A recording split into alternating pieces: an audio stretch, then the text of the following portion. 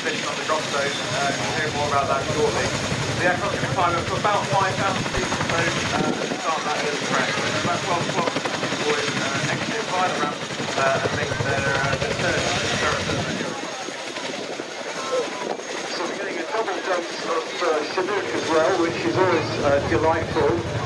Andy, let me ask you, Bravo November is here at the RAF Museum at Cosford, a very special helicopter. It's important to emphasise, really only behind us here in the Royal Air Force Museum.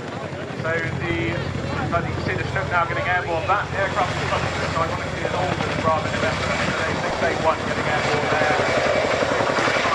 Well, we'll still find a way into the museum or going elsewhere in the Bravo November, as I said, behind us, ZA 718, one of the most famous Chinooks in the world. And her history dates all the way back to Falkland Islands. In 1982, that conflict there.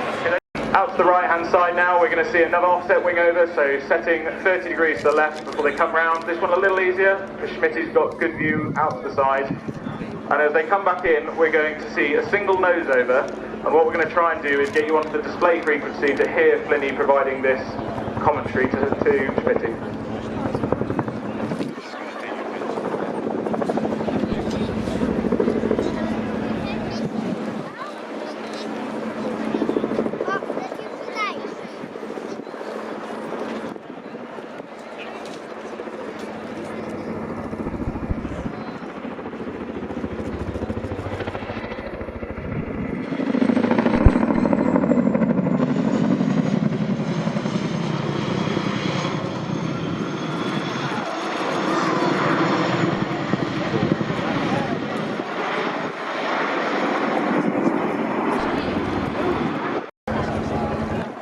There we go, and you can see them turning 360 degrees as they go. The idea there being that the three weapon systems we have on board the aircraft are rotating constantly, so that if the aircraft was engaged anywhere in that valley, then one of those weapons was going to be able to deal with the threat straight away.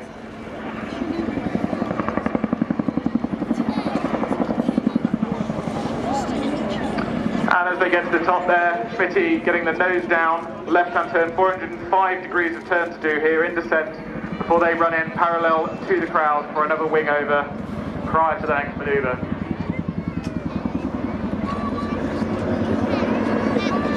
Nose stays down, airspeed builds as he goes.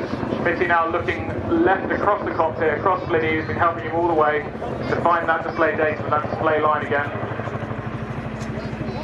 And then crucially making sure they have 120 knots straight and level for the next manoeuvre.